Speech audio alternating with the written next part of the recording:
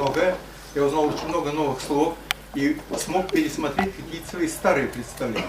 Вот я боюсь, что мой скромный доклад будет перегруженным этими вещами. Я сразу скажу, что, скажем, когнитивное, эффективное надо перевести в упрощенном, в школьном варианте. Это познавательное и эмоциональное. Чтобы двигаться дальше, надо заглянуть в вопрос про фотографию. Сейчас существует 1000 книг, которые блестяще рассказывают о том, что такое фотография. Также как очень много книг об искусстве, где говорят об истории искусства, видах, жанрах, достижениях, этапах, шедеврах. Но вот в мире книг по искусству вы с трудом найдете несколько книг, которые бы говорили о том, как искусство работает. Вот как оно работает. То есть про искусство мы знаем все, что я перечислил, а как оно работает, мы не знаем. Вот про фотографию тоже самое можно сказать. Фактически мы живем сейчас в эпоху, которую все горделиво называют цифровой, и шквал того, что обрушивается на людей, неописуем. Посудите сами, ежедневно сотни миллионов изображений откладывают в социальных сетях, и фактически надо уже говорить о следующей революции, которую мы тут переживаем. Все до сих пор молятся на революцию, которая от аналогового изображения пришла к цифровому, но крайне редко кто обращает внимание на то, что цифровая эпоха закончилась, и начинается эпоха сетевой фотографии. Она предполагает уже совсем другой опыт создания изображения, циркуляции изображения, рассматривания изображения и работы с ним, и ожидания от этого изображения. Вот с этой точки зрения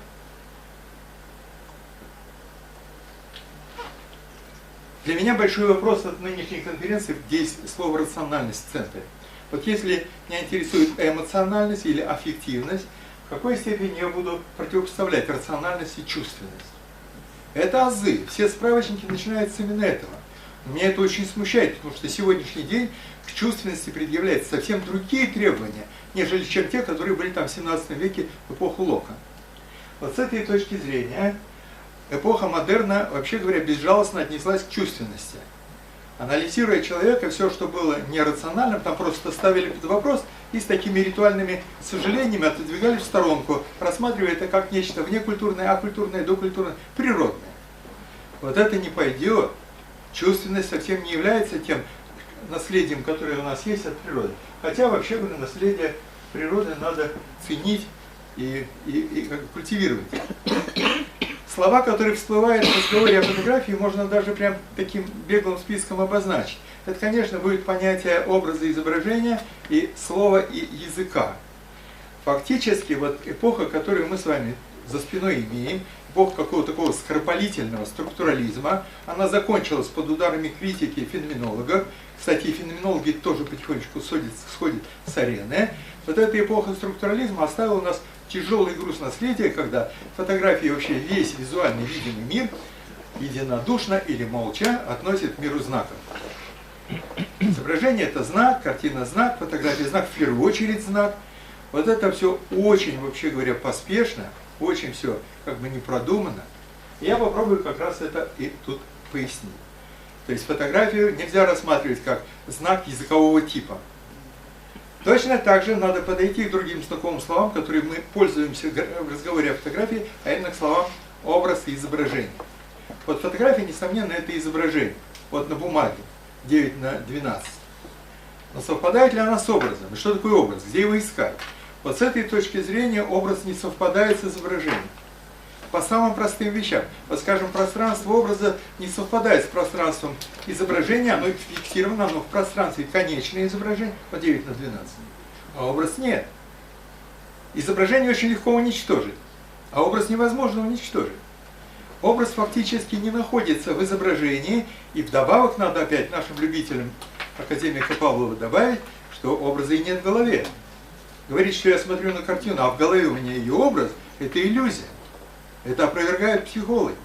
То есть мы должны избавиться от этой наивной мифологии, вот отождествлять образ с изображением. Мне нравится взгляд на эту проблему у феноменологов. Вот у Мерло-Понти есть такая классическая фразочка, которая очень хорошо сердце мне греет, когда он говорит: когда я смотрю на картину, я вижу не картину, я вижу с ее помощью. Картина выполняет роль медиа. И я смотрю сквозь нее, я вижу не изображение, я вижу с помощью изображения. Вот то, что мы видим, это и будет образом.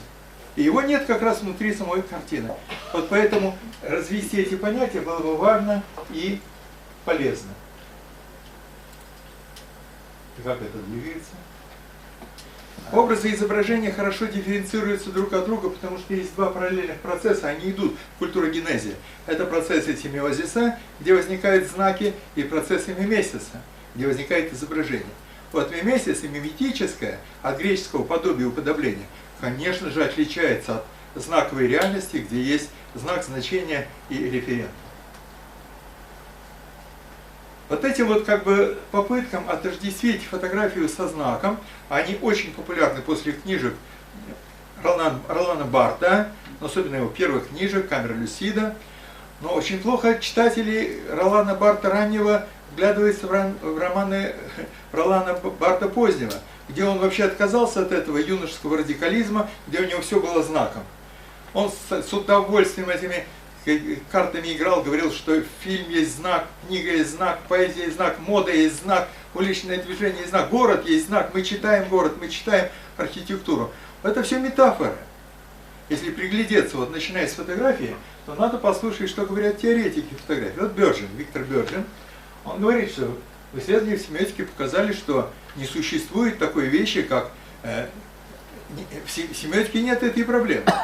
Мы не можем говорить о том, что есть язык фотографии. Это очень хорошее выражение. Скажем, как увидеть эту разницу? Язык всегда обладает кодом. Язык опирается на кодирование, и всякий язык имеет правила. Вот эти правила работают безукоризненно везде, хоть где. Частица «не» с глаголами пишется отдельно. Или нет? Есть такое правило? Вот. Пока отдельно, отдельно пишется, это правило. Оно работает везде. Вот для фотографии найти такое железно работающее правило вам не удастся никогда. Потому что азы, требования к фотографии, четкость изображения, резкость, на каждом шагу нарушается и возникает прекрасное изображение фотографии. То есть в фотографии нет языка. Поэтому это все метафоры, когда говорят про язык фотографии. Мне очень нравится выражение Анселя Адамса, прекрасный американский фотограф, хорошо сказал, нет никаких правил для хороших фотографий. Есть только хорошие фотографии. А вот когда фотографии есть, ты уж можешь привнести туда кучу правил, если хочешь. Хотя вообще говоря, надо ли это делать. Вот точно такая же вещь, я тут уже рискую, что называется, на грубость нарваться, как говорил герой Высоцкого. Если я скажу, что если нет семиотики фотографии, нет вот этих вот языка фотографии, я готов сказать, что этого же нет в живописи. Мне удалось найти классную совершенно цитату у Матисса, когда он говорит, не существует языка живописи, хотя существует язык отдельного произведения. Он создается, продолжает Матисс, для каждой работы отдельно, и не может быть от нее вынут этот язык и где-то в другом месте применен. Вот только тут и есть. Поэтому есть язык произведения, но нет языка живописи. Как же часто мы злоупотребляем вот этими выражениями. Это метафоры. Это метафоры. Ну, в принципе, это приемлемая вещь, но стоит в них вглядеться. Вот продолжая эту мысль, можно было бы сказать, что эпоха модерна сделала нас перекошенными в сторону вот этой вот вербальной, словесной, знаковой, семиотической рациональности, в то время, когда чувственность остается вся немой, невыраженной. Улица корчится без языка, и ей нечем кричать и разговаривать. То есть язык чувств вырублен, а он пустой, или же как бы не прописан. И с этой точки зрения надо вот прислушиваться к работам философа Томаса Митчелла. У меня есть специальная книжка «Чего же на самом деле хотят образы?», где он говорит, что образы – это артефакты, и они активны. Мы живем в эпоху артефактов, и все артефакты активны, они действуют. Они не пассивны, они не претерпевают, они действуют. Как еще один француз сказал, вещи могут дать сдачи. Вот эта вот активность предметного фона распространяется и на знаки. Вот с этой точки зрения, вернее, на образы. Образы вообще активные. Не только мы имеем с ними дело, они с нами дело имеют. Вот это мы не учитываем. Мы думаем, что мы главные хозяева, что хотим, то и воротим. Они имеют свои права. И чего же они хотят? И Митчелл говорит от их имени, они говорят, вернее, образы хотят равных прав с языком. Они сейчас попраны. Они хотят равных прав с языком, не стать языком, не превратиться в язык, а равных прав с языком. Вот это очень хороший как бы импульс для того, чтобы увидеть горизонт вот визуальной культуры. и горизонты аффективного мышления.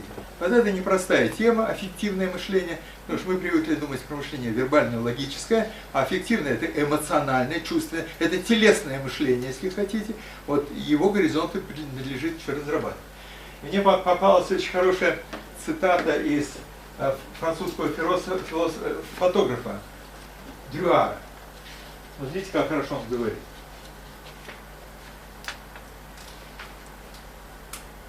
Мне нравится, когда кто-то смотрит на мои работы и слегка вздыхает. Вот это самое слегка вздыхает, это и есть самое главное, что делать может зритель.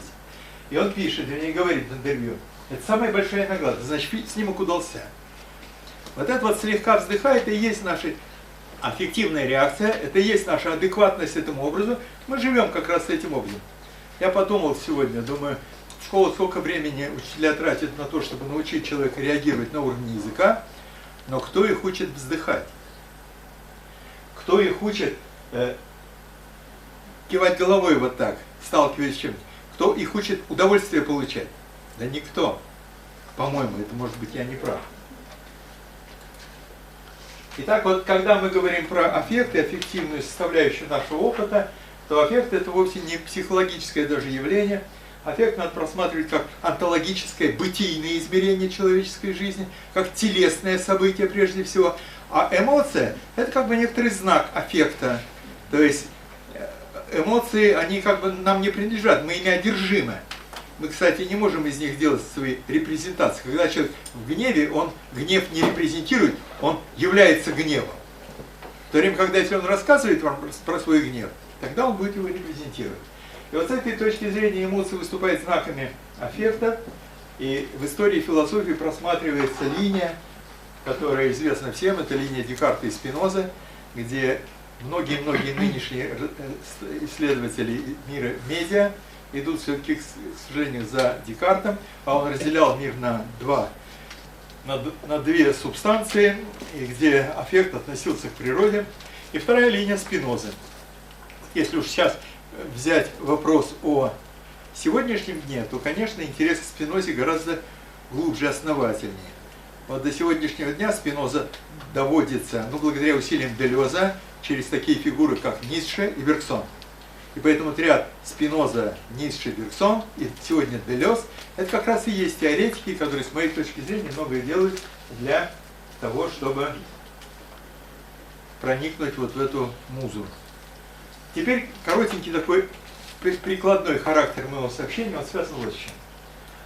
Несколько лет, уже больше 10, кстати, лет назад, исследовательница из Австрии, это австрийский социолог Розвита Брекнер, она профессор Венского университета, она читала лекции, у них, видимо, широкий круг, как это называется, границы открыты. Она читала лекции, видимо, по социологии в Германии. И сделала очень интересное наблюдение. Самое ценное в ее статье, это, конечно, ее это наблюдение. И она ему не придала значения. Так обидно. А в чем заключалось ее наблюдение? Она гастролировала и читала лекции в университетах Западной Германии, читала лекции в университетах Восточной Германии. И когда она была в Западном Германии, в Западном Берлине, не помню в каком городе, но в Западной Германии, студенты притащили на семинар, на лекцию, на семинар альбом фотографа Хельмута Ньютона, очень модный, очень раскрученный, классный, очень интересный фотограф, очень оригинальный такой, провокатор выдающийся. И они принесли этот альбом, и в альбоме были фотографии. Фотограф моды Хельмут Ньютон, и фотографии, которые они принесли, вот свет мне мешает, я не могу его убрать. Что-нибудь видно, нет? Видно. Тут два человека, один сидит, один стоит. И они стали спрашивать Брекнер, ну как вот вы рассматриваете эту фотографию? Здесь ли есть как бы сексизм? Здесь нет ли здесь, что называется, эксплуатации женщины через призму ее гендерной определенности? Нет ли здесь сексплуатации? Нет ли здесь какого-нибудь нового феминизма? То есть вот такой был разговор. Ей понравился этот разговор, и она прихватила этот альбом на свои лекции в Восточной Германии. И совершенно те же самые немецкоговорящие студенты, сверстники первых, но которые выросли, вообще говоря, в атмосфере другого режима социализации, вот они рассматривали фотографии Брекнер совершенно иначе. Они не могли на них спокойно смотреть, они хихикали, они переглядывались, морщились, Иными словами, реакция их, эмоциональная или аффективная, была диаметрально противоположной.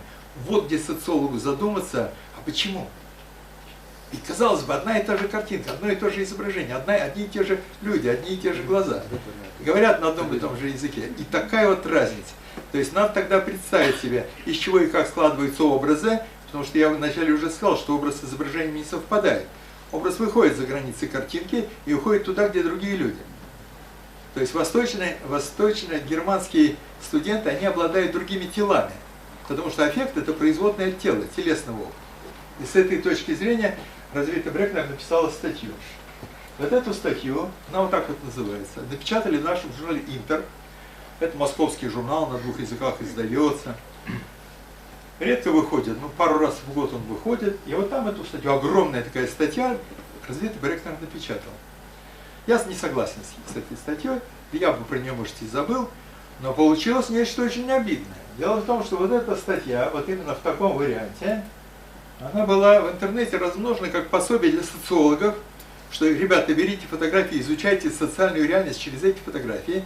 Но аналогичный опыт предложил Штомка, Питер Штомка, вот польский социолог, визуальная социология, как раз книжка близкая к этому духу, ну без такого радикализма. И этот текст стал крутиться в интернете. Я встревожился, подумал, сейчас все выучат этой Розавиты Брекнер. У меня сколько времени еще осталось? Совсем почти не осталось, уже да. Пора закругляться. Тогда. Значит, вот в этой статье Розавита Брекнер предложила что? Да, сейчас я закругляю. Она предложила научить людей читать фотографии. Она отталкивается от того, что фотография имеет много аспектов. Она выделяет 2 аспекта. Связь изображения и языка, связь изображения и реальности. Дело в том, что она оставляет без внимания связь изображения и зрителя, потому что смысл фотографии зависит от человека, который в руках ее держит. И она не обращает внимания на связь образа и изображения. Ну ладно, бывает и так.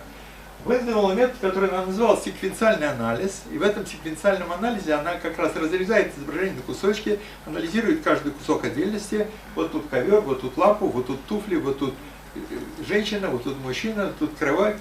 А потом соединяется и пытается получить общий вывод. Вот общий вывод меня, конечно, в уныние вогнал. Посудите сами, что она, вообще говоря, делает в этом выводе. Она прошла, соединила все эти кусочки. Она пересказывает фотографию, дает описание фотографии. Но сама фотография уже является описанием. Поэтому то, что она делает, это описание описания. Вот что она дает, это описание описания? Когда она пересказывает содержание, и довольно так комично. Что тут изображено? Любовная сцена, но почему только односпальная кровать? Может быть, это кастинг? Тогда зачем вообще кровать? Может, это сцена проституции? То почему кровать односпальная? То есть вот эти ее вопросы, они вообще мало нас подвигают к аналитике. И я думаю, что тут, вот я уж пропущу про Фуко, я пропущу про Сьюзен Зонтаг, и перейду, ну давайте про Фуко только тогда остановлюсь вот здесь. Вот Фуко в своей книжке о рождении клиники, он говорит, что наше зрение обладает 2 параметрами. Глаз человеческий способен работать в режиме взгляда, и глаз может работать в режиме взора. Я не знаю, как это будет по-французски, я не уверен, что французские смыслы совпадают с русскими словами, в языках тут такая кутерьма, но в целом-то смысл ясен, потому что взгляд – это функция зрения, когда мы опираемся на призму языка, и это прошедшая цивилизация, прошедшая все фильтры культуры зрения, а взор – это прямой взгляд, он действует как палец указующий, помимо языка. Это прямой взгляд. Вот этот прямой взгляд, он как раз очень важен, потому что именно он вызывает аффективную сторону дела. Вот с этой точки зрения, я думаю, было бы полезно посмотреть на эту... Все, я тут заканчиваю уже. Посмотреть вот на эту фотографию, на форму ее работы, вот эту Брекнер, вот каким образом. В одной из работ Джорджа Агамемнона сказано, что любое изображение, мне понравилась эта мысль, надо рассматривать, вообще говоря, как кадр утраченного фильма. Даже Менина Веласкеса говорит. Это кадр утраченного фильма. И вот с этой точки зрения можно было посмотреть на то, а что же тут делается. Я думаю, что вот тогда это будет фильм не про то, что там дуэт делали в этом отеле. Это будет фильм про то, как фотограф, гримеры, осветители, актеры собрались в этом отеле, как они колдовали с этими фигурами, как они придавали зрителям нужные выражения, добиться вот такой неизбывной тоски в лице мужчины. Смотри, какая собачья тут тоска. И торжествующая поза женщины. И они добились этого выражения, вот про это и должно быть кино. И второе, что я бы сюда добавил еще, это то, что надо учитывать обязательно позицию самого Хельмута Ньютона. Он отчаянный такой феминист, и он на своих пресс-конференциях часто говорит, что мужчины обычно выражают гнев против его работ, а мне только это и надо.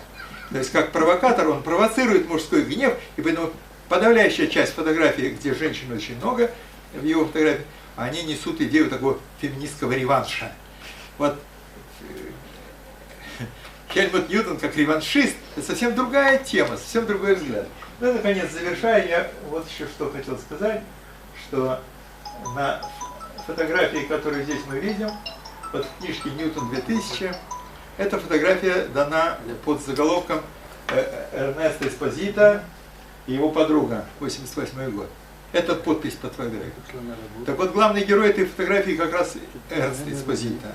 Эрнесто Эспозито – это реальный мужик, который сидит на диванчике в такой пришибленной позе, но он гениальный дизайнер обуви, самой модной обуви. И он герой этой фотографии. Потому смысл там фотографии как раз заключается в рекламе туфель. И тут отдельная повесть, что такое реклама в языке визуального сообщения, про это, чтобы сообщить. Ну а теперь просто несколько картинок, если они только у меня получится. Очень очаровательно. Мне понравился этот мужик, Эрнесто Эспозито, со своими героинями. Вот так они все сидят, длинноногие. Сейчас мы увидим туфли, какие он их делает. Ну, какие классные туфли с такой чудесной надписью. Шузы настоящие, да? И он герой, молодой класс, с подписью со своей. И даже этот отель, по-моему, где они сейчас сидят, тот же самый, где и был снимок 88 года. И лампа даже, по-моему, та же самая. Но они один и тот же отель снимают, а красавец, конечно, меняется. Вот он тут сам Эспозито. Это вот фотограф, раньше был Хельмут Ньютон, ну а теперь вот герой передачи. Сам Эрнесто Эспозито за работой. Вот он герой этой фотографии. Поэтому Хельмут Ньютон провокатор. Он хорошо раздразнил публику, но вообще его фотографии, конечно, очень хорошие. Я прошу прощения, опять извините, я переговорил. Спасибо, Виктор Леонидович. Вопросы, коллеги?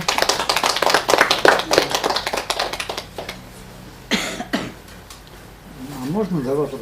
Скажите, а вот та фотография, которую вы нам демонстрировали, она черно-белая? Да. У него почти все фотографии черно-белые. На выставке ну там же за счет Будапеште. цвета все достигается. За счет цвета. Там прям видно, что вот это белое пятно на туфле. Ну я имею в виду вот область. Ну, конечно, да, конечно. Там свет, игра теней. Вот, да, там такая бригада, которая делает кадр, да. И черно-белый. Почему говорить там, кто они, это, когда вот это вот. Бросается это в первую очередь, а потом. Ну да. Ну понятно. Да, спасибо, я понял вас, да. Согласен. Поэтому они так интересны, фотографии. Черно-белые особенно. Да. Одного режиссера Пазолини спрашивали, а он снимал всегда черно-белое кино. А уже было цветное. Да. Ему говорили, а почему вы снимаете черно-белое? Он говорит, черно-белое правдивее. Очень хороший ответ. Потому что нет этой химии, нет этой заливки. Потому что цветные фотографии это несуетная чушь, химия сплошная. Так не бывает в жизни. Легче передавать отношения. Поэтому это так правдиво. Спасибо еще раз, Виктор Леонидович. Итак, мы идем дальше. Следующий докладчик Ирина Павловна Брикоткина, кандидат искусствоведения, город Ижевск, Удмуртский университет. Доклад на тему «Смысловые пределы в художественной реальности XX века» между черным квадратом Малевича и фонтаном Дюшана. Пожалуйста, Ирина Павловна. Я первый раз участвую в философской конференции, поэтому я надеюсь, вы меня простите, что я буду свой доклад читать, чтобы ничего не упустить из того, что я хотела сказать. И я надеюсь, что все вы, ну, по крайней мере, представляете, что такое черный квадрат Малевича, поэтому у меня нет слайдов, а что такое фонтан Дюшана, Марселя Дюшана, я думаю, что сейчас представите. Итак, черный квадрат Малевича и фонтан Дюшана – это два центральных художественных высказывания эпохи авангарда, сыгравших определяющую роль в последующем развитии искусства XX века. Симптоматично, что эти работы были созданы почти одновременно. В 1915 году в Петрограде на футуристической выставке 010 был впервые представлен знаменитый черный квадрат Малевича. Он был размещен в экспозиции как икона в красном углу. В 1917 году в Нью-Йорке Марсель Дюшан безуспешно попытался включить в экспозицию Общества независимых художников свою работу «Фонтан», которая представляла собой обычный писсуар, купленный в магазине и подписанный художником. Итак, Казимир Малевич и Марсель Дюшан совершили переворот в традиционной европейской эстетике. Черный квадрат и фонтан явились указанием на смысловой или логический предел в тех парадигмах, в которых существовало изобразительное искусство Европы со времен Платона и Аристотеля. Появление этих работ ознаменовало завершение классической эстетики. В то же самое время они обозначили новые смысловые границы художественного пространства культуры, которые актуальны по сей день. То есть я хочу сказать, что те смысловые границы, которые были найдены, нащупаны Малевичем и Дюшаном, они, по сути дела, прочертили вот такое вот пространство, очертили пространство, в котором действуют современные художники так называемого контемпорариат, и за эти пределы еще пока никто выйти не может.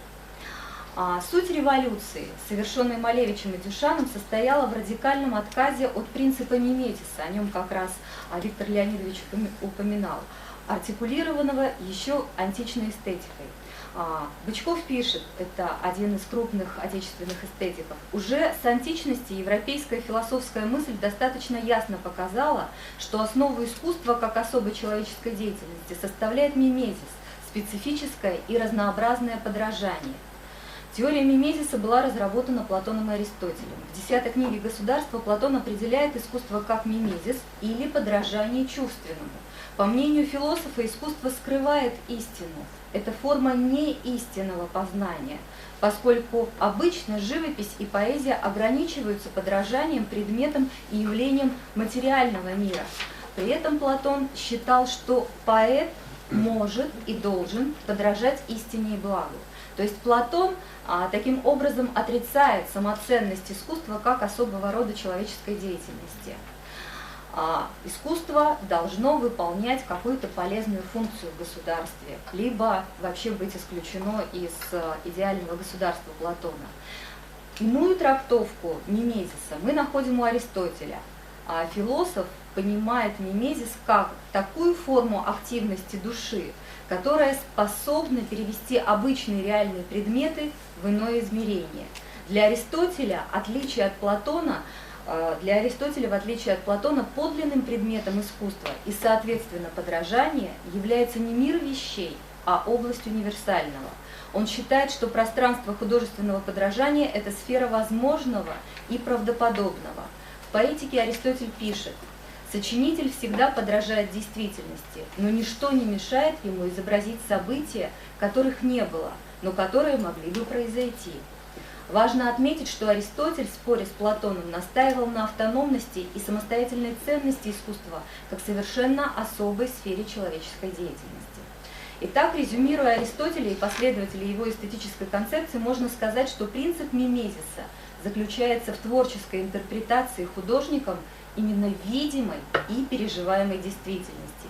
При этом предметом художественного высказывания может быть как единичное, так и универсальное. А теперь возвращаясь к черному квадрату Малевича и к фонтану Марселя Дюшана. Итак, черный квадрат Малевича – это категоричный отказ от изображения именно видимого мира. По сути, картина Малевича является демонстрацией отрицания зрения как способа познания сущего. Николай Бердяев, размышляя об экспериментах авангардистов, писал, что истинный смысл кризиса пластических искусств в судорожных попытках проникнуть за материальную оболочку мира, уловить более тонкую плоть, преодолеть закон непроницаемости. Когда Бердяев писал об этом, он имел в виду эксперименты кубистов. И, конечно, поскольку Малевич, он очень долгое, ну не долгое, но в общем кубизм очень серьезное влияние оказал на него, и он занимался как раз тем же самым, чем занимались кубисты, и черный квадрат — это такой итог экспериментов кубистических Малевича. Вот, поэтому вот здесь эта цитата, она будет уместна. И еще один философ, занимающийся философией искусства, это наш соотечественник Михаил Лившиц, советский философ. Анализируя эстетику кубизма, во многом солидарен с Бердяевым. Он утверждает, что живопись кубизма – это философия, отказавшаяся от объекта и обратившаяся к миру субъективных представлений. А черный квадрат Малевича является также примером абсолютной дематериализации видимого мира. Сам Малевич говорил о своей работе: «Я преобразился в нуле форм и выловил себя из омута дряни». Эта картина как бы ставит точку в движении изобразительного искусства по пути именно визуальной интерпретации видимой реальности. Она есть воплощение ничто, знак абсолютного отсутствия как объекта, так и субъекта. Теперь, переходя к Дюшану, вот та его работа, то есть вот этот писсуар, который он попытался выставить, представить на выставке, это первый ready-made, то есть это такая готовая вещь, которая попадает в пространство искусства, в пространство именно художественного восприятия. Так вот, ready-made Дюшана – это тоже отрицание принципа мимезиса. То есть как бы для того, чтобы разжевать Малевич, это отрицание принципа мимезиса, и ready-made Дюшана – это тоже отрицание принципа мимезиса. Дюшан иронизирует над желанием художника создать иллюзию видимой реальности. Дюшан презирает живопись зрения. Для него она бессмысленна, поскольку никакая живопись не может оказаться убедительнее самой вещи. В этом плане Дюшан как будто бы идет следом за Платоном. Своим художественным жестом, то есть перемещением обычного писсуара в художественный контекст, Дюшан указывает на логическое завершение эстетики мимезиса, когда на пьедестале оказывается объект, очищенный от субъективных представлений о реальности. Михаил Лившиц так объясняет творческую логику Дюшана. На почве этой, как говорят иногда, материализации мысли, происходит бегство сознания из самого себя. Если нельзя достигнуть желанной свободы, нужно убить сознание необходимости, унизить зеркало, в котором отражается этот отвратительный мир, покончить вообще со всякой разницей между сознанием и его объектом. Отсюда странная мысль о замене предмета, изображенного на полотне, предметом реальным, и по возможности самым бессмысленным. Изображение отменяется как ненужный вторичный мир. Итак, фонтан Дюшана и черный квадрат Малевича, несмотря на принципиальное различие художественных подходов, подобны двум сторонам одной медали. Это не только два варианта иконоборчества или отказа от воспроизведения реальности с помощью пластических искусств. Здесь также постулируется бессилие или кризис традиционных эстетических принципов в воплощении истинной сущности вещей и мира. То есть здесь как бы показывается, что искусство в его традиционном таком смысле, оно не способно отобразить сущность вещей, оно не способно отобразить мир, как он есть.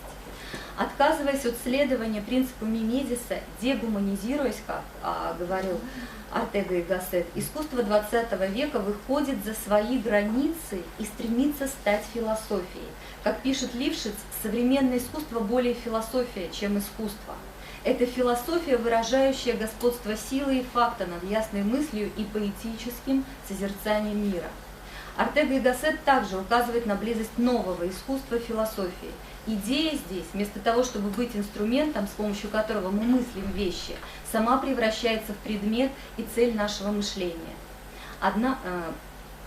Безусловно, прав Ортега и Гассет, указывая на то, что художественное восприятие нового искусства дегуманизировалось, лишилось эмоциональной составляющей сопереживания. Однако, несмотря на революционный характер искусства авангарда, процесс восприятия работ Дюшана и Малевича если мы не воспринимаем их как философские трактаты, то есть не идем по пути восприятия этих произведений именно как концептов и все, философских концептов, во многом строится по принципам, описанным у Аристотеля. То есть здесь уместно вспомнить идею Аристотеля о том, что сам процесс восприятия – это мыслительный процесс сопоставления художественного образа с прообразом. Аристотель утверждал, что необходимо все время мысленно комбинировать воспринимаемое, сравнивая его с прообразом. Удовольствие, получаемое от этого соответствия между образом и прообразом, устанавливаемое мыслью, и есть удовольствие от художественного подражания. Интересно сопоставить вышесказанное со следующим изречением Марселя Дюшана. Акт творения производит не только сам художник. Зритель выносит его работу во внешний мир, расшифровывая и интерпретируя ее внутренние качества, и таким образом вносит свою лепту. При этом, уже цитата закончилась, при этом интерпретация зрителя всегда строится не только на его интеллектуальных усилиях, но также на чувственном восприятии мира, то есть на его визуальном восприятии. По сути дела, невозможно воспринимать любую работу современного искусства или contemporary art, не соотнося эту работу как-то со своим визуальным впечатлением от этого мира. Не случайно фонтан Дюшана нередко интерпретируют как парафраз буддийской статуи. Она действительно по своим очертаниям, эта работа, она напоминает статую Будды. А черный квадрат Малевича трактует как воплощение тьмы, космоса или пустоту, ориентируясь опять же на свой визуальный образ. Таким образом, получается, что авангардисты, отрицая классическую эстетику и отвергая принцип мимезиса, все же не сумели полностью выйти за пределы той эстетической традиции, которая была сформирована и сформулирована Платоном и Аристотелем. То есть в самом восприятии любого художественного произведения, даже произведения contemporary art, невозможно отойти от этого принципа мимезиса. Принцип мимезис действует не только со стороны художника, который создает произведение, и он волен, полностью отказавшись от этого принципа мимезиса, например, как Малевич, просто показать такой вот черный квадрат, да, либо он там изображает на полотне пейзаж, отображая свои визуальные впечатления от этого мира. То есть здесь художник волен проявить свою свободу. Но когда зритель воспринимает произведение, он все равно отталкивается от того, что он этот образ, будь это черный квадрат или будь это пейзаж Шишкина, он все равно этот образ соотносит со своими визуальными впечатлениями, то есть с тем, как он видит этот мир. И его интерпретация этого образа, она непосредственно будет связана именно с его визуальными вот этими ощущениями. Спасибо. Спасибо. Вопросы, реплики? То есть такая игра со зрителем, то я художник, отказываюсь от принципа мимезиса, а ты оставайся в нем, подрезай, потому что ты не художник. Видите, здесь ситуация такая, то есть художник, вот если мы берем современное искусство, то есть искусство 20-21 века, то мы тогда видим, что художники, они оказываются под гипнозом Малевича и Дюшана. То есть ничего принципиально нового, никаких радикальных шагов не придумано. То есть отказ от мимезиса, который был ими продекларирован с помощью их работ, он продолжает действовать. То есть художник может творить именно вот в этих правилах игры contemporary art. Художник может действовать, следуя за традицией классического искусства, то есть когда он опирается на принцип мимезиса, он интерпретирует реальность в своей картине. То есть это может быть, например, какое-то импрессионистическое видение, да, или это может быть, предположим, какое-то такое вот символическое видение, но тем не менее он опирается на свой визуальный опыт, на свое зрение. Вот. Но при этом зритель, который смотрит contemporary art, у него есть два варианта интерпретации этой работы. То есть он может пойти по двум путям. Первый путь – это путь философии, когда он, смотря на эту работу, он конструирует концепт, философский концепт. Другой путь, по которому он идет, это опять же тот самый способ восприятия, о котором говорит Аристотель. То есть когда мы образ соотносим с прообразом, а прообразом для зрителя является видимая реальность. Ну, можно, да, реплика, замечание, в общем-то, вопрос. По поводу того, как воспринимает зритель. Опять же, здесь можно обратиться к нейроэстетике, которая говорит, друзья мои, зритель будет воспринимать ровно так, как это заложено эволюционно его мозгом. То есть гениальный художник не потому гениальный, потому что он придумал какую-то идею, а потому что он интуитивно подобрал те цвета, которые будут влиять на зрение человека определенным образом. Вот это первое по поводу того, что почему это работает. Ну потому что так есть. У человека такая природа воспринимать. Не совсем поняла мысль. Ну, короче говоря, что на самом деле никаких гениальных художников нет, они просто интуитивно подбирают те цвета, которые тем или иным образом воздействуют на человека. Ну, я потом скажу, это нейроэстетика, которая сегодня все это уже доказала. Это первый момент, почему воспринимают. А второй момент, что существует только две интерпретации, как они конструируются. Ну, наверное, их не две, а больше. Чтобы воспринять квадрат Малевича, нужно иметь приличный уровень образованности и хотя бы понимать, что Малевич принадлежит той или иной эпохе, и знать, что означает черный квадрат Малевича. В любом другом случае человек вообще в принципе ничего не воспринимает и просто уходит с выставки. Ему это не интересно, зрителю. Поэтому дегуманизация искусства связана как раз с тем, что человеку отказано в том, что он возьмет и воспримет идею, потому что он человек. Вовсе нет. Только элиты могут воспринимать Малевича на выставке так, как Малевич бы этого хотел. Поэтому сегодня идет речь, наверное, о том, что как раз кризис искусства не воспринимается уже не объект и не субъект, ну не субъективная идея, потому что ее просто не понимают. И Шишкин тоже как-то скучно уже все это, да?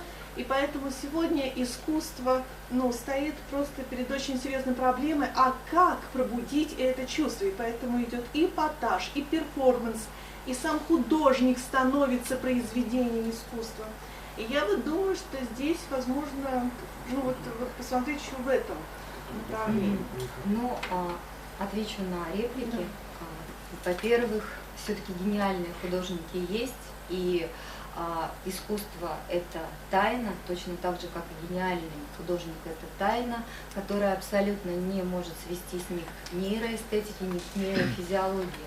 То есть если мы, например, говорим про Веласкеса или про Рембрандта, про гениальных художников, говорить о том, что их гениальность, их способность воздействовать через века на зрителя, она сосредоточена только в умении, что они подобрали правильную краску, но это, конечно, абсолютно нелепо. Кроме того, вообще говорить о скучности искусства, то есть о скучности в наше время искусства классического, даже того же самого Шишкина, мне кажется, что это не совсем правильно. Правильно говорить о том, что действительно сегодня само чувственное восприятие, оно действительно под воздействием культуры, оно таково, что нужен какой-то обух, то есть нужен какой-то настолько мощный удар, чтобы человек вот как-то очнулся и чтобы человек что-то воспринял. Но, наверное, самое лучшее, может быть, не искать каких-то новых именно путей искусства, хотя оно все равно будет как-то идти этими путями, а вот именно учиться эту тишину и вот в эту тишину и безмолвие погружаться, то есть от этой громкости уходить вот к этой тишине. Вот. И была еще реплика по поводу Ортеги и Гассета, что такое дегуманизация. Я об этом очень долго думала, что он считает дегуманизацией. Дегуманизация – это вообще такое понятие дегуманизации искусства, которое он вводит, Оно действительно, вы правы, оно действительно включает в себя то, что есть элиты и есть масса, и масса, она не способна увидеть то, что нарисовано на стекле. То есть, как бы он приводит такую метафору, что есть некий мир за стеклом, и его привыкла в искусстве воспринимать вот эта вот масса, и есть то, что на стекле, это то, на чем акцентирует как бы, то само непосредственное искусство, на чем акцентируют внимание художники. Это правда. Но при этом дегуманизация у Ортега и Гассета, это еще и искусство, в котором препарировано сопереживание, переживание образа. То есть вот эта вот эмоциональность, которая появляется как раз вот если мы будем вспоминать Аристотеля, именно в момент, когда мы что-то сопоставляем со своим. То есть когда мы что-то, вот, там, читая книгу или глядя на картину, когда мы сопоставляем это со своим опытом. И вот это вот гораздо важнее у Ортеги и Гассета, мне кажется, чем вот эта вот социологическая составляющая вот этого понятия дегуманизации искусства. Можно? Скажите, пожалуйста, вот все так обтекаемо, просто вот почувствовать себя за зеркалом и не в элите, а как бы вот со стороны, в силу того, что меня всегда учили как-то, что есть такое понятие, как гармония и золотое сечение, которое предполагает, какой бы величие ни был художник, он всегда в своих произведениях отражает и придерживается этих вещей. И краски появляются, и образы, и изображения. Когда же вот мы перешли вот к этим двум персонажам, я имею в виду положительным, да, варианте, для меня они существуют, потому что у них есть старая школа. Старая школа – это изображать человека и лошадь. Это гармоничные, все признают, вот они, золотое сечение, все это. Все остальное, то, о чем мы говорим, выйти за пределы, и для элиты искусства, это же все напыщенность. Когда я бываю на выставках, и когда начинает, вот вы знаете, вы там видели, там, да, я видел картину «Крик», которую продали за 108 миллионов. За что, спрашивается, написано в таких тонах полоумным человеком? Я говорю, как есть. 28 картин он в такой форме нарисовал. Кстати, у Мале еще их 8 геометрических фигур. Но одного есть пропорция, а другого нет. Но его считают гениальным, помешанным своим, так сказать. У них есть музей этого человека. Я к чему это? Не факт того, что нас, может быть, куда-то сдвигает. Это вот есть классический вариант музыки, а есть попсовые. И нам попсу хотят сказать, что это вот как раз та классика, на которой вы должны воспитывать своих детей. Хотя они своих детей, не забывают, они ведут их и учат их на классических произведениях. Там Моцарт, там Бах, Чайковский. Так. И у нас также, кто хочет получить, так сказать, понимание вот в этой живописи, надо сначала в Русский музей сходить, посмотреть, что такое настоящая живопись. Прошу по Артему, чтобы ходить, посмотреть. Я знаю, как они создаются. И никаких там вот этих вот вещей, о которых потом нам критики говорят, что он туда вложил. Ему просто не хватало иногда на стакан. Вот поэтому он вложил в краски и в холст. Все, что там стоит, это картина. Я немного, может быть, я не, может, радикально чуть-чуть, но у меня вот этот вот фактор, когда мы... Это радикальный, это взгляд человека, который, возможно, абсолютно не знаком с тем, что происходило в искусстве 20 века. То есть я вам могу привести такую аналогию. Вот вы, вероятно, читали работы Мишеля Фуко, и вы читали, вероятно, и Делеза, там, и Бодрияра. Я читал много импрессионистов, как они родились. Я просто, вот пока область философии, то есть вы читали работы этих мыслителей, да? Вот давайте мы дадим почитать Бодрияра или тем более там Делеза и Гваттари какому-нибудь человеку с улицы.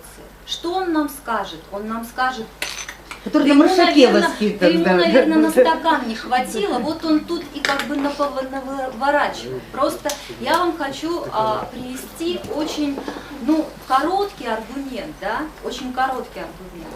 Но надеюсь, что он вас убедит в том, чтобы просто повнимательнее поизучать то, что в художественной культуре 20 века происходило. Мы можем это принимать, мы можем принимать Бодрияра или Делеза, или не принимать, но это есть, и это есть как отражение того мира, в которым мы живем. Понимаете?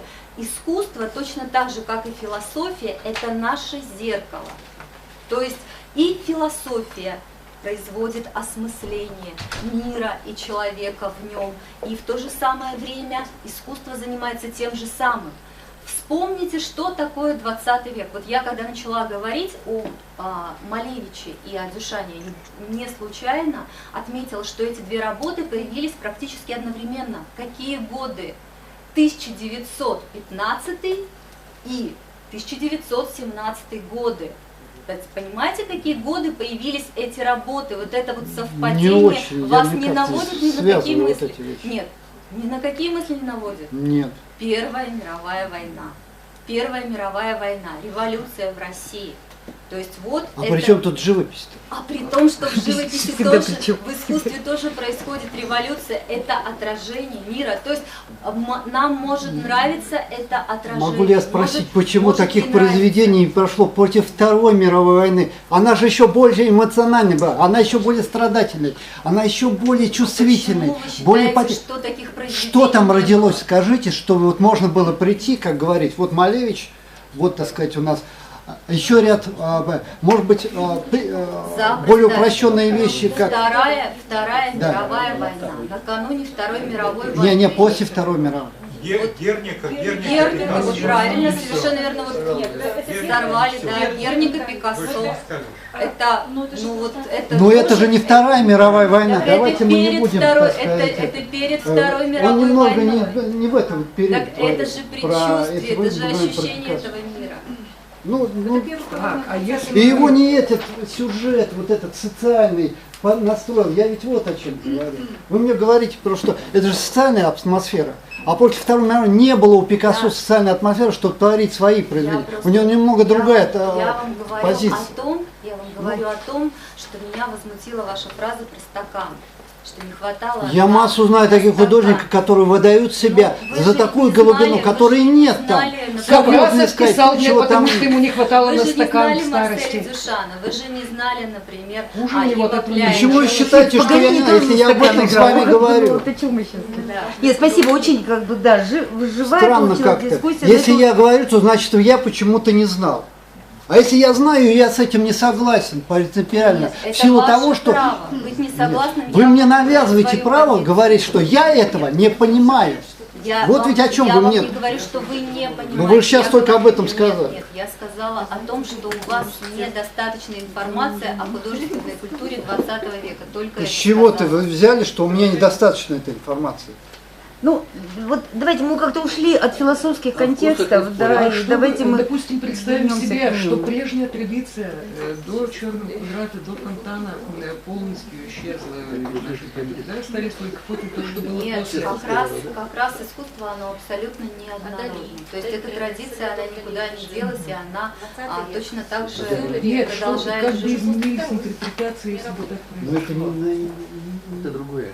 Это Это время никто не сможет предсказать. Нет, Этого я не могу сказать, я могу только вот о чем вот речь. еще раз подтвердить эту Мне свою, ж связано, точнее что- повторить эту свою У нас мысль о том, что революция, искусство, а у них как- оно зеркало. Оно Так, зеркало. я прошу прощения, Ирина, очень интересно. У нас два выступающих и 15 минут. Что-то мы как-то Вот, же- да. Спасибо большое, Да. что я вот вступил. Меня это все время вот как-то умиляет, когда меня пытаются убедить, что я профан и ничего не понимаю. А вот Я не говорю, Слово что вы профан. предоставляется Ольге Геннадьевне Клёцкиной, кандидату исторических наук, я не знаю. город Ижевск, с докладом на тему «Новая экономическая политика в современном российском государстве». Уважаемые коллеги, предлагаю на время погрузиться в 20-е годы 20 века и попробовать представить реальную 21 картину века. 20-го, реальную картину советской действительности. Проведенное исследование представляет собой анализ работ современных российских ученых, прежде всего историков и юристов, по проблемам НЭПа. В массе своей авторы обращаются к изучению отдельных аспектов НЭПа. Вместе с тем, свойственный для исторической науки историографический анализ позволяет получить рациональное знание о НЭПе как сложном политическом и социально-экономическом явлении. В рамках отведенного времени я хочу остановиться на отдельных проблемах НЭПа как рационального политического решения, принятого большевиками после окончания гражданской войны. Так, Черноморец, характеризуя исторический момент периода перехода к НЭПу, формулирует мысль, согласно которой вопрос существования России как пролетарского государства вновь приобрел свою актуальность после окончания гражданской войны, но был перенесен в экономическую сферу, так как не мог быть решен силой оружия. Движущей силой хозяйственного развития страны выступило многочисленное крестьянство, чьи настроения повлияли на осознание большевиками целесообразности пересмотра политики военного коммунизма. Как следует из работы Черноморца, крестьяне терпели продразверстку до тех пор, пока опасались реставрации прежнего строя. В связи с этим весьма конструктивным положением выступает упоминание исследователя о крестьянском происхождении большинства матросов Кронштадта, поднявших мятеж в марте 1921 года. О решающем влиянии крестьян на переход к НЭПу пишет Славницкая. На основе анализа содержания протестных требований крестьян она приходит к выводу, что крестьяне к 1921 году стали воспринимать советы как органы народной власти, близкой интересам трудового народа, но в то же время имели намерение вывести из советов коммунистов. Современных исследователей интересуют целевые установки НЭПа. Стратегической целью НЭПа, как считает Беспалов, являлось укрепление союза рабочего класса с крестьянством на экономической основе, установление связи социалистической промышленности с мелкотоварным крестьянским хозяйством путем широкого использования товарно-денежных отношений, вовлечения крестьян в социалистическое строительство. Белоцерковский рассматривает НЭП как способ повышения уровня жизни населения. Причем ради решения первостепенной задачи Ленин проявил интеллектуальное мужество и пересмотрел марксистские воззрения на процесс строительства социалистической экономики. В интерпретации Черноморца переход к НЭПу являлся вынужденным шагом, сделанным Лениным исключительно ради удержания власти. Ученый воспринимает НЭП как переходный этап в строительстве социалистического хозяйства.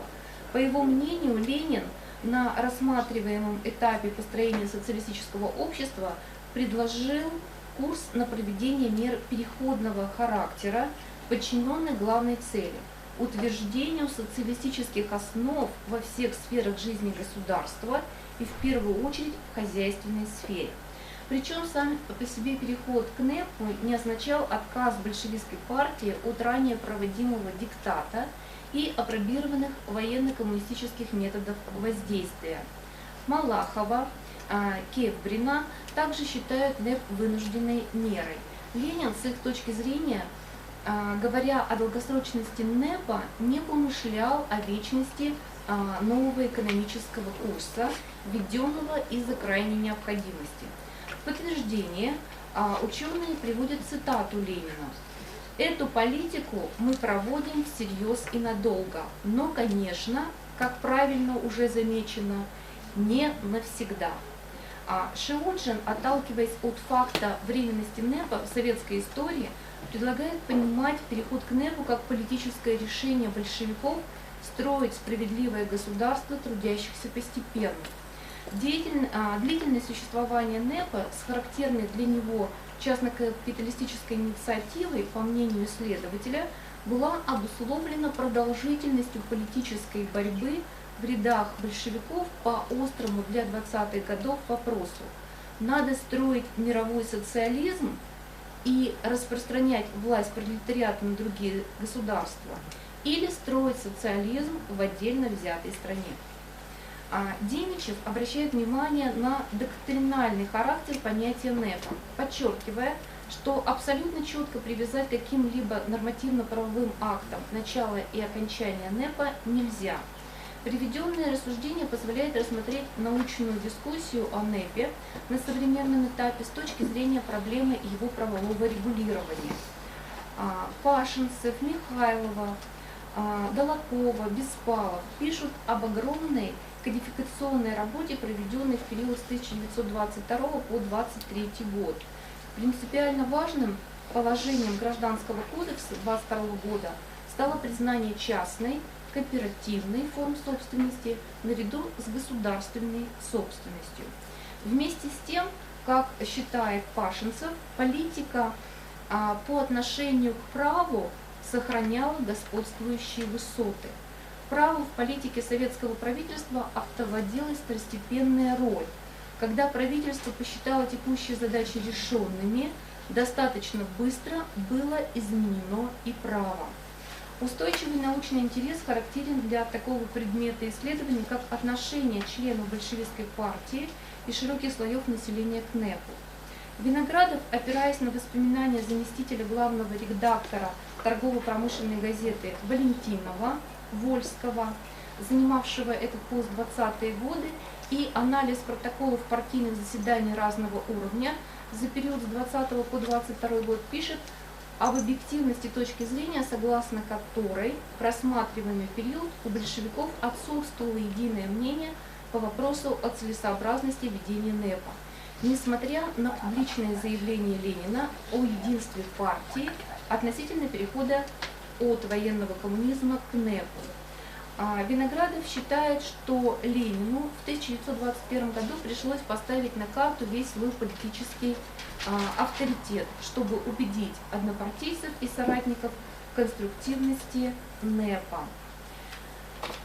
Так, и хочу обратить ваше внимание на интересное письмо Ленина Каменеву. В этом письме 22 года Ленин пишет: «Величайшая ошибка думать, что НЭП положил конец террору. Мы еще вернемся к террору и террору экономическому». Безусловно, эта цитата Ленина вызывает интерес к проблеме целевой установки направленности планируемого экономического террора. И в завершение хочу обратить внимание на политический результат НЭПа. Политическим результатом НЭПа, по мнению современных исследователей, стало снижение уровня антисоветских настроений у населения.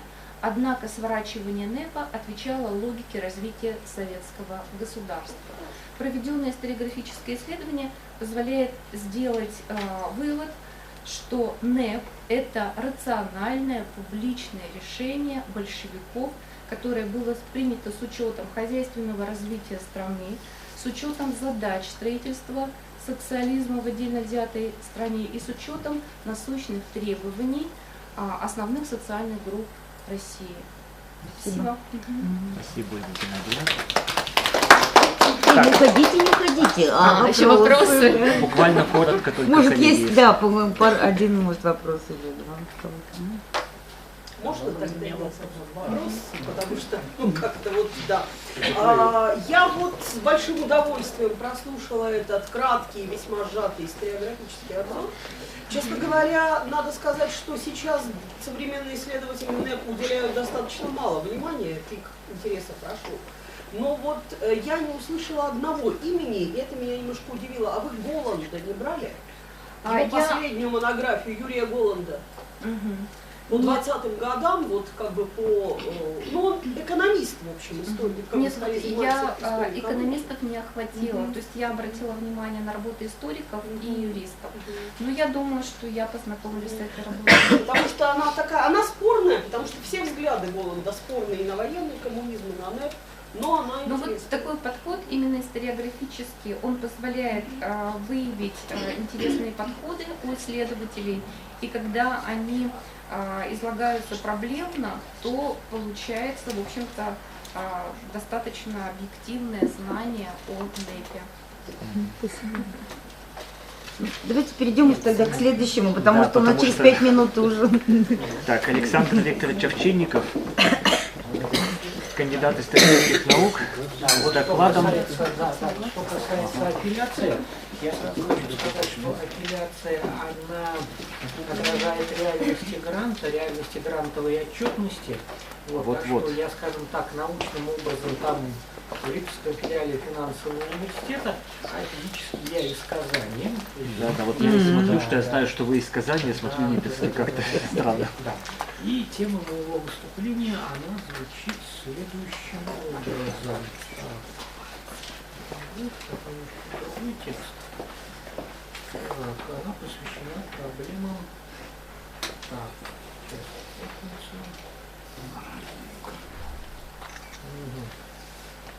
Историческая ответственность и моральная экономика. Архаические смыслы в ситуациях постмодерна.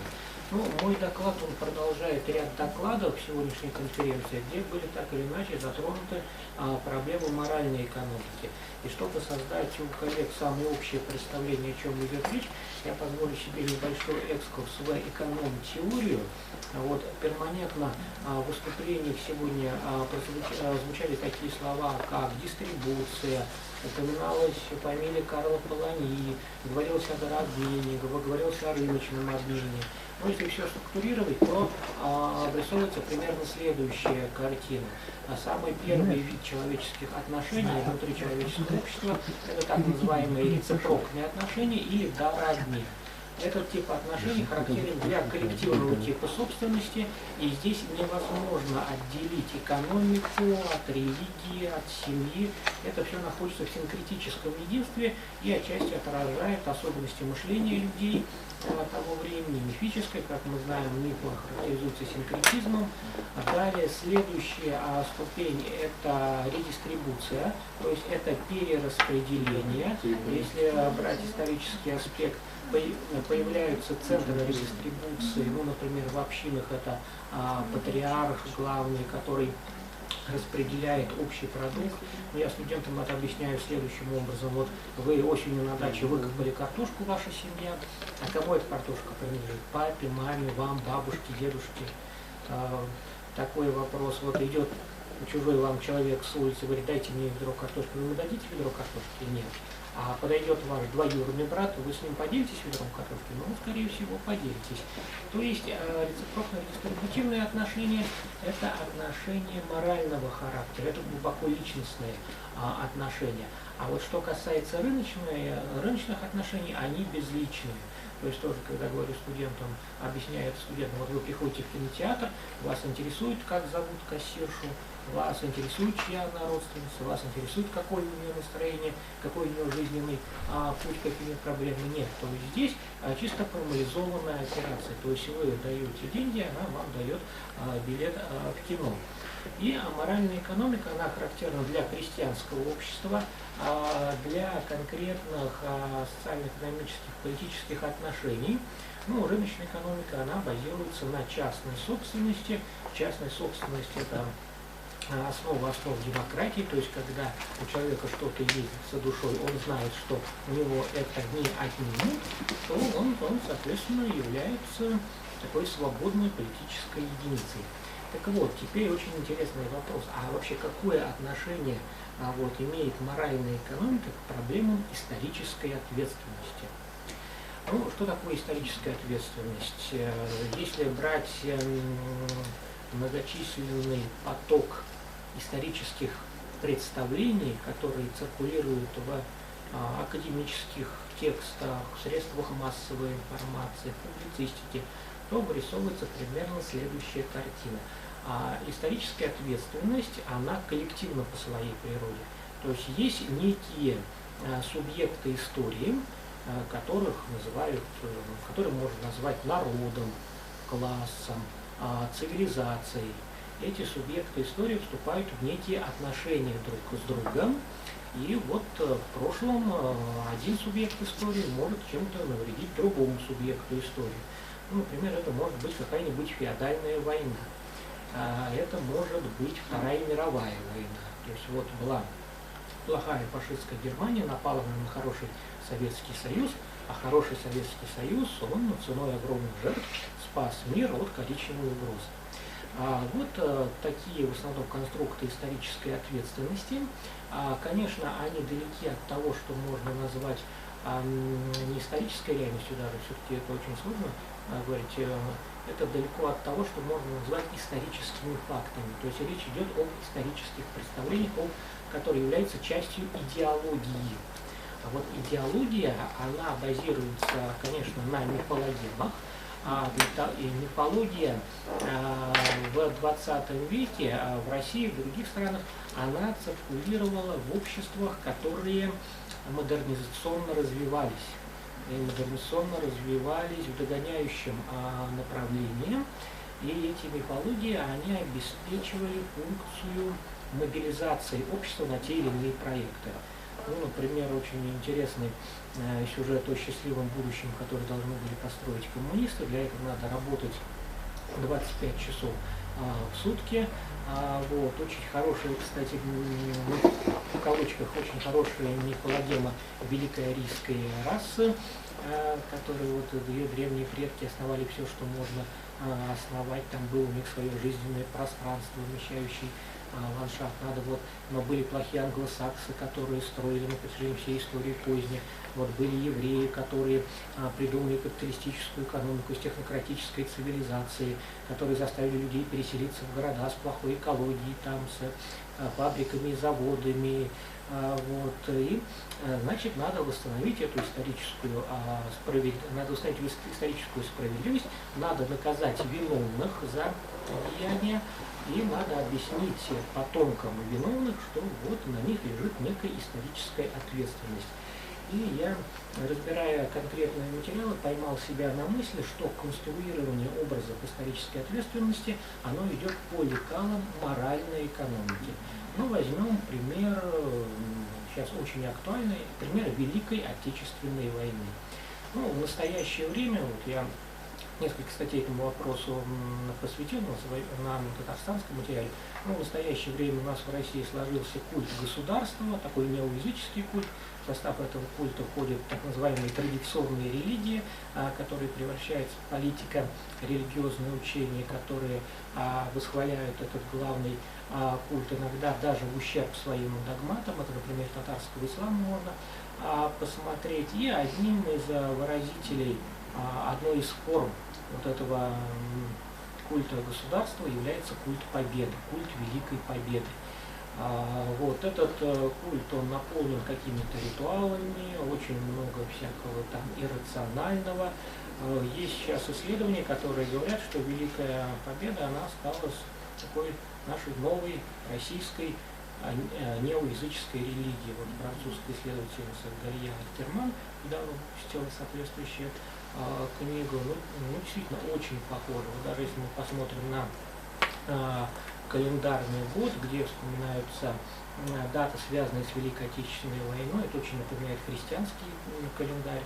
У нас наши войска захватили Кёнигсберг, вошли в такой-то город, вход Господень в Иерусалим, например, и если брать апрель-май, то там вот наши войска захватили то-то, то-то, и наконец победа, там воскресенье, очень похоже на религиозные коннотации. Так вот, неоязыческие культы, они строятся именно на редистрибутивных отношениях. То есть есть некое высшее существо, ну, в данном случае у нас Родина Отечества. Это высшее существо обеспечивает жизнедеятельность людей, которые проживают на подвластной ему территории. Кстати, в этом культе очень сильны коннотации коллективной собственности, то есть вот, вроде это что? Это народное. Вот, кстати, вот эта трибуна кому принадлежит? Не пойму, народу. И, это очень известно, кстати, феномен востоковедом, когда коллективной собственностью управляет иерархия чиновников. Я, например, захочу домой внести эту трибуну, мне не позволят. Вот, если придет министр образования, что какая трибуна в хорошей этике, а если придет президент России, как в кремлевском кабинете без этой трибуны вообще никак не обойтись, то я думаю, вопрос он будет решен, что называется, без проблем. Так вот, в рамках этой коллективной собственности, в рамках этого неоязыческого культа формируются следующие концепты исторической вины и ответственности. СССР, СССР, который ассоциируется с современной Россией, предоставил странам Восточной Европы огромной цены дар, огромный, да, но он спас от коммунистической угрозы, но те являются неблагодарными, не хотят это вспоминать, разрушают памятники солдатам советскими и так далее. То есть они не хотят возвращать отдарок, таким образом они превращаются в неблагодарных. Далее, что касается союзников по антигитлеровской коалиции, вот смотрите, мы больше всех жертв понесли в Великой Отечественной войне, вы меньше, то есть вы внесли в общий котел, скажем так, победы в общем. А вы не передергиваете? Нет, я не передергиваю. Будьте очень поаккуратнее здесь. Вы внесли в общий котел, пожалуйста, в общий фонд победы, скажем так. Общее количество мало. дивизий. Да, вы внесли очень мало, вот, и поэтому мы имеем перед вами моральные преимущества.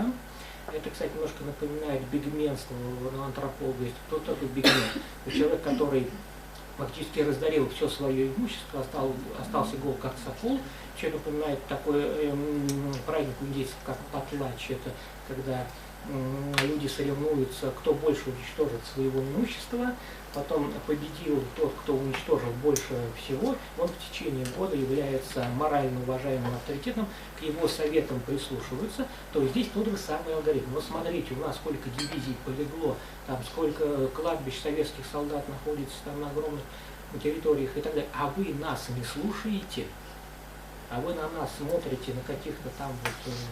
А французским женщинам наголо брили, французские мужчины. Вы нам о чем сейчас рассказываете? Далее, и затем, что касается, скажем так... Про французов победителей. Вот что касается западного понимания этих проблем, то они основаны здесь не на моральной экономике, а на экономике все-таки рыночной. Здесь все очень рационально. Если мы посмотрим на восприятие Западом своего вклада во Вторую мировую войну, то там очень много идет речь о дипломатических успехах, там много идет речь о том, что после войны сколько дивидендов эти страны там получили и так далее. Вот. А на Россию они как-то смотрят, как-то странно они, что у вас много погибло. Ну, о чем это? О том, что вы плохо воевали, что мы-то тут при чем, да. И когда, кстати, между прочим, после 1945 года западные союзники сказали, вот ленд-лиз пора бы, собственно говоря, как-то возвращать, Сталин сделал такие большие глаза, и именно в дискурсе моральной экономики, да как вы смеете, да мы же там, вы что? Далее, время так, вот буквально 2 минуты. Потом, дискурс моральной экономики, исторической ответственности. 5% вообще-то от общей затрат ленд-лиза, даже меньше. Он очень активно используется во внутренней политике нашим правительством. Современное российское государство, оно ассоциируется с его победой в Великой Отечественной войне. Предки, они своим потомкам дали огромной цены дар, то есть ценой своих жизней они вот спасли наши жизни. Если будешь выступать против правительства, против вот этих ритуалов, которые связаны с Великой Отечественной войной, а эти ритуалы одновременно являются ритуалами политического подчинения, то есть тебе надо прийти на вот этот бессмертный полк, тебе надо прийти на какое-то мероприятие, тебе надо Вас туда приглашали официально? Можете вопросы потом. Так нельзя же. Вы понимаете, человек просто... И если вы минуточку еще дослушаем. Вот если вы туда не придете, то, собственно говоря, вот видите, вы благодарными. И вот так же было на Востоке. У меня, конечно, извините, но так нельзя. Это уже не научная конференция. Извините, да. Вот. И также, кстати, было на Востоке. Действительно, если, например, человек, вот там тоже было высшее существо, там Бог-боги, им нужно было предоставлять какие-то жертвы, идти там на массовые общественные работы, например, участвовать в войне на стороне правителей и так далее. Если человек не соглашался это делать, то он разрушал некую гармонию между людьми и высшими силами, а эта гармония, она грозила уничтожением всего социума. Это все легитимизировало насилие в отношении тех, кто не хотел этого делать. И вот почему у нас имеет место быть вот этот дискурс, почему в исторических представлениях, в идеологических представлениях господствует именно моральная экономика, Ну, это связано с тем, что, конечно, об этом-то не очень удобно говорить, но очень серьезный архаический пласт имеется в нашем населении, которые живут по законам моральной экономики. Это связано как-то с урбанизацией, где вот главная семья, государство на втором ряду. И, кстати, между прочим, как я сказал, в моральной экономике невозможно отделить экономику, политику, семейную, религиозную и так далее. То же самое и в культе Великой Победы. Здесь невозможно выделить вот семейные. То есть каждая семья там сколько чего-то там потеряла в годы войны. Все работали для фронта, для победы. Сейчас мы не дадим позорить память о Великой Победе. То есть очень серьезные моральные коннотации. Но, кстати, я обратил внимание, что в определенных слоях населения, которые характеризуются определенным уровнем образования, прежде всего высшим образованием, которые работают не в бюджетных организациях, а бюджетные организации, они очень похожи на такие, на крестьянские постобщины, как я называю. Они работают не в бюджетных организациях, а в частном секторе. У них имеется заказ на более рациональные представления о Великой Отечественной войне, и вот этих морально-экономических коннотаций там значительно меньше. Ну вот, тут немножко скомканно, конечно, получилось, я торопился и так далее. Вот, ну, у меня, наверное, все. Спасибо. Вопросы, реплики, только коротко, коллеги. Мы последние уже. Да-да. Спасибо большое, очень интересное сообщение. И у меня только один вопрос, вот особенно касательно моральной экономики и связанного с ним особого сознания, это же антирыночное сознание. Да, да. В крестьянской голове категория прибыли не ночевала. Да. Нам, чтобы было достаточно удовольствия. Да. И, кстати, так вот, как бы вы оценили существующее положение дел социологически? Можно ли сказать, что вот вы упомянули работников внебюджетной сферы, а в процентах как можно было бы оценить, что растет на смену вот этой моральной экономике и вот этому сознанию? Вы знаете, надо... Какой-нибудь доля? Так, ну, знаете, есть ли сдвиг какой-то? Так, нет, но это надо смотреть конкретные социологические исследования, конечно. Я пока могу сказать только в общих антропо-философских чертах. Вот еще Есенин говорил о крестьянском мире как о Руси уходящей, но эта Русь, она уходит очень-очень долго, очень-очень сложно. И вот так называемая урбанизация, она во многом напоминала крестьянские переселения, трудовые коллективы очень напоминают крестьянские постобщины. Они живут по законам моральной экономики.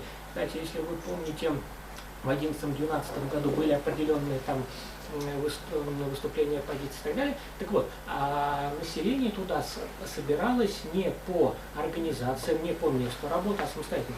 Затем власть организовывала свои провластные митинги, и там эти все колонны структурировались строго по месту работы. То есть сейчас вот идет борьба, которая, возможно, началась еще вот при Столыпине, борьба за разрушение вот этих постобщин, вот, ну, не знаю, получится, не получится. И, кстати, работа социологов, которые, вот и Низбит, это социальные психологи, которые там они утверждают, что если человек постоянно живет в статичном коллективе, он зависит от окружающего поля, и аналитические способности у него немного снижаются. Вот, это характеризуется для восточного человека. Вот, если, например, спросить, 2 × 2 это 4, ну да, 2 × 2 это 4. Но если это грозит разрушением социальной гармонии, вот, ну да, 2 × 2 4 это официальная точка зрения, но есть еще другие точки, ну, возможно, так. А вот западник скажет, что 2 × 2 это 4, все, здесь это без всяких вопросов и так далее. И вот, кстати, что касается затронутого мной вопроса о культе победы, то и здесь примерно то же самое. Так что... да, Скажите, пожалуйста, вот вы говорили о том, что в данном случае мы имеем дело не столько с историческим фактом, сколько с некой мифологемой. Представлением, да? Скажите, пожалуйста, нападение гитлеровской Германии и Советский Союз было фактом? Да, знаете, да, вот здесь вопрос, что такое миф. Миф — это не фальсификация, миф — это не правда.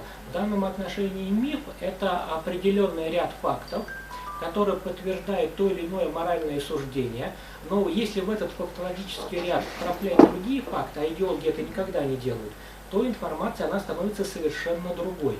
И какой именно? Информация, она, хорошо, например, что в 1939 году во Вторую мировую войну развязали 2 агрессора, СССР напал на Польшу с востока, Германии с запада. То есть особо-то это, об этом говорить не будут. Это вот как? Нет, подождите, об этом говорят очень много. Об этом как-то... Об этом говорит президент Польши. Как вскользь. Об этом говорят западные товарищи. Тут вот давеча посольство США опубликовало информацию о том, как храбрые американские войска освободили Освенцим. Я говорю о России, о российской... Нет, подождите. Мы не можем говорить о России, не говоря о других. Вы только что привели пример, что в Париже по-другому совершенно смотрят на некоторые вещи. Я прошу прощения. А немцы планировали уничтожение всех французов? Как вообще Париж жил под Гитлером? Ну, вы знаете, вот изучать мифологемы, это не доказывает, что какой-то факт верен, какой-то факт не верен. Специалисты... Хорошо, давайте будем говорить о мифологемах. Вы говорили о том, что неоязыческий культ требует принесения неких жертв на алтарь победы, потому что мы вот... Скажите, пожалуйста, вера в то, что весь мир должен стать демократическим, и нужно везде поменять режимы с целью установления демократии и насадить везде толерантность, права человека, феминизм и свободу ЛГБТ, являются элементом неоязыческого культа? Да, вот, кстати, большое спасибо за вопрос, я его во многом предвидел. Здесь ведь разговор вот о чем. Речь идет не о экспансии какой-нибудь страны на другие страны. Здесь не идет речь о том, что вот есть вот какая-то страна, которой и все другие страны должны перед ней поклоняться и так далее. Нет, здесь речь идет о неких принципах, что-то вроде законов логики. Нравится вам, не нравится, демократия это не люди, демократия это принципы. А вот говоря о российской идеологии, о тех идеологемах, которые циркулируют, здесь речь больше идет о таких категориях, как хорошо, плохо, хороший человек, плохой человек. То есть вы правда хотите сказать, что современная демократия это не идеологема? Так, я говорю, что современная демократия это принципы. Простите, вы правда хотите сказать, что сегодняшняя демократическая партия в США не придерживается никаких идеологем и придерживается исключительно строгих принципов? Вот знаете, опять-таки же, чем это отличается от той реальности, которую я вам хотел обрисовать, оно отличается такой вещью, как конкурентность. То есть вот в российских условиях очень сложно деконструировать идеологему, потому что это разрушает социальную гармонию. То есть да, можно сказать, что король голый, здесь особого ума не надо, может какие-то там что-то вроде смелости нужно, ну да, вот король голый, но когда все друг с другом договорились, что король голый, люди чувствуют себя уверенно. Да, это социальная гармония. Вот. И, кстати, между прочим, возвращаясь к тем же социальным психологам, о которых я говорил, они там очень так подметили, что восточный человек очень негативно относится, например, к судебным разбирательствам. Он очень дорожит окружающим полем, которое его окружает. И вот когда пытаются деконструировать культы, вот, кстати, между прочим, антропологи работали в Африке, они пытались сказать, что вот там у вас, вот вы идолу там поклоняетесь, там какие-то песни поете, вокруг него бегаете и так далее, что вот мы, в общем, это, собственно, неоязычество, что это так-так-то. Да. И потом они продолжали точно делать все то же самое. И, кстати, это может свидетельствовать о том, что вот такой тип мышления, он немного, скажем так, нечувствителен к логике. Да, внутренне понимаем, что что-то там в Великой Отечественной было не так, деды нам что-то рассказывали и так далее, но лучше как-то это вот, скажем так, не говорить. Да, надо пойти, да, надо надеть эту пилотку, надо сходить на бессмертный полк. И вот, кстати, немножко напоминает проблему татарского ислама, бессмертного полка. Вот, в исламе нельзя, в исламе запрещены изображения людей, то есть это считается грех и так далее. А вот бессмертный полк, это, собственно говоря, это культ предков, где люди идут с изображениями предков погибших. В Таджикистане бессмертный полк, он запрещен по этим причинам. А у нас же в России, вот в связи с этой необходимостью идеологической, даже на какие-то религиозные догматы было переступлено через какие-то религиозные догматы. То есть это говорит о силе поля и о слабости логики. То есть ислам это законченная логическая система, нельзя поклоняться предкам, нельзя изображать людей. Все, я на бессмертный полк не пойду, я мусульманин. Но когда главный муфти говорит, что ничего страшного, надо идти на бессмертный полк, потому что мы живем в государстве, это государство для мусульман является Святой Русью, это Талгат Таджуддин в Уфе заседает, пишет, то тогда здесь вот возникает определенного рода вопросы. И вот возвращаясь к тому, с чего мы начали,